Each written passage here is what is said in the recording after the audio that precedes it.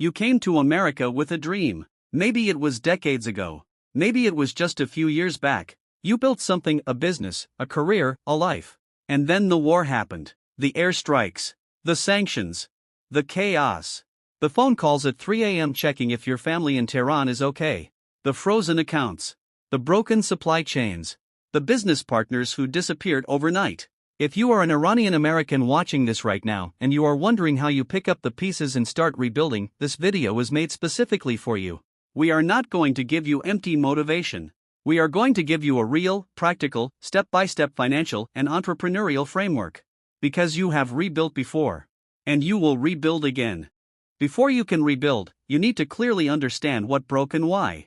The 2026 Iran-US conflict caused several layers of financial damage, and if you are an Iranian American, you likely felt multiple layers at once.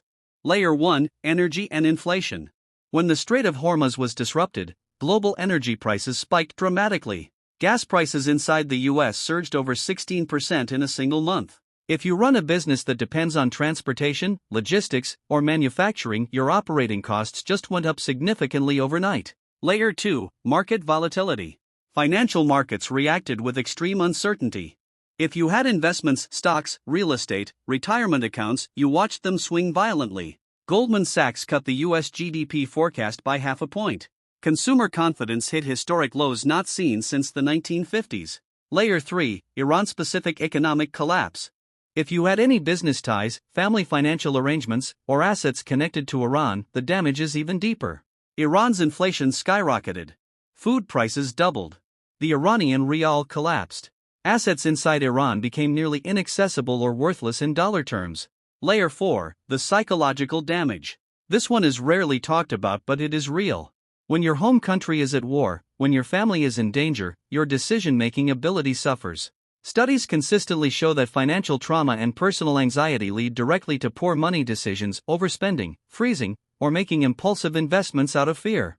Understanding all 4 layers is step 1. Because your rebuild strategy must address all of them. In emergency medicine, the first step is triage. You stop the bleeding before you plan the surgery. Your finances work the same way. Step 1: Create an emergency cash buffer. Before you launch anything new, you need a runway. Financial advisors typically recommend 3 to 6 months of living expenses in liquid cash. In a war-disrupted, high-inflation environment, push that to 6 months minimum. This means one thing right now: stop all non-essential spending. Temporarily. Not forever, temporarily. You are building a financial war chest. Step 2: Audit every subscription and recurring cost. During a crisis, most people do not realize how much money is quietly leaking out every single month. Go through every bank statement from the last 90 days. Cancel every service that is not directly essential to your income or survival. Step 3: Protect your credit score. If the crisis caused you to miss payments, act immediately. Call your lenders and ask for hardship programs. Most major U.S. banks have formal economic hardship programs that can pause or reduce payments without damaging your credit. Your credit score is infrastructure, it is the foundation of your next business. Step 4: Separate your personal and business finances immediately. If you have been running personal and business expenses through the same accounts, stop right now. Open a dedicated business checking account if you do not have one. This protects you legally, gives you clarity on your actual business health, and is essential for any future funding. Once the bleeding is stopped, you reassess. You look at where you actually stand.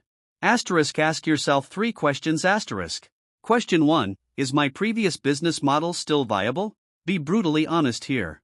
If your business was built on supply chains that ran through the Middle East, those chains are disrupted. If your business depended on serving a customer base that is now under severe financial pressure, that market has shrunk. You cannot rebuild the 2024 version of your business in the 2026 reality. The market has shifted. This is not a failure. This is information. Question 2: What transferable skills and assets do I still have? A crisis takes money. It takes markets. It takes supply chains. But it does not take your expertise, your relationships, your reputation, or your unique knowledge. Iranian Americans have consistently built some of the most innovative businesses in America in technology, medicine, engineering, and real estate. Those skills survived the war. Your network survived. Make a physical list. What do I know? Who do I know? What do I own outright? Question 3: Where is the new demand? Every crisis destroys some markets and creates others. After the energy price spike of 2026, there is massive emerging demand in renewable energy consulting, energy-efficient logistics, and domestic supply chain alternatives. After the financial market volatility, there is tremendous demand for financial planning services, particularly within communities that felt exposed, including the Iranian-American community itself. Where is the new pain? That is where your next business opportunity lives. Here is the actual tactical framework for rebuilding. These are not motivational talking points. These are executable steps. Step 1. Start lean. Validate before you invest. The single biggest mistake entrepreneurs make after a crisis is trying to rebuild at the same scale they were operating before. Do not do this. Start with a minimum viable version of your concept. Before you rent an office, hire staff, or order inventory, sell the idea first. Get 1 paying customer. Then get 5.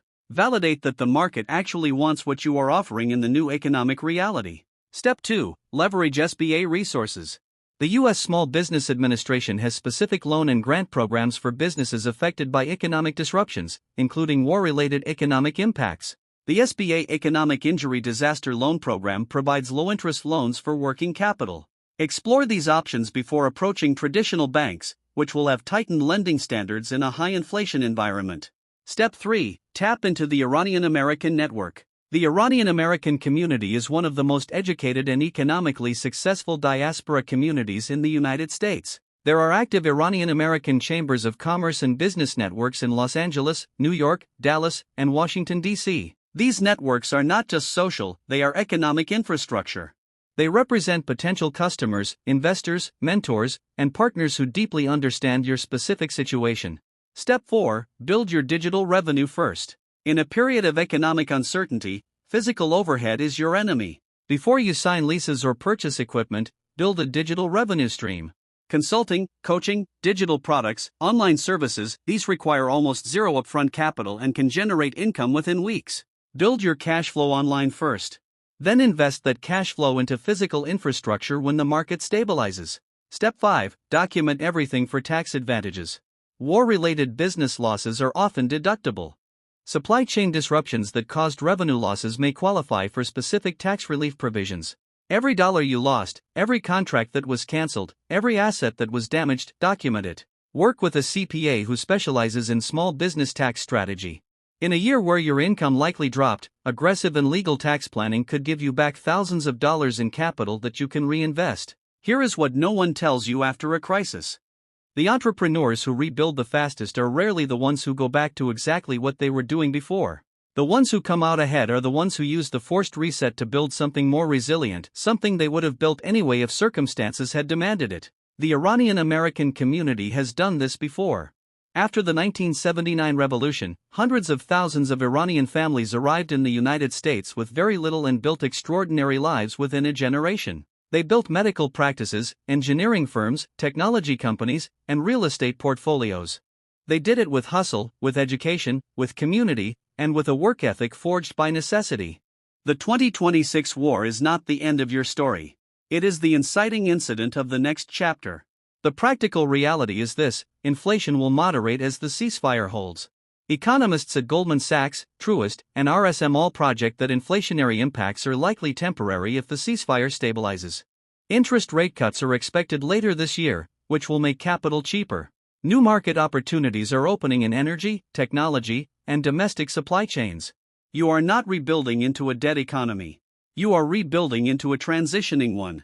And transitioning economies reward the people who move first. Let me leave you with this. You did not choose this crisis. But you do choose what you do next. The framework I laid out today is not complicated. Stabilize. Reassess. Validate. Build lean. Use your community. And document everything. You have already survived the hardest part, the shock. The rebuild is not harder than what you have already been through. It is just more systematic. If this video was helpful, share it with someone in your community who needs it right now. Drop your questions in the comments, I read every single one. And subscribe because we are going to keep making content that gives you real, practical tools to build financial security in any environment. You have got this.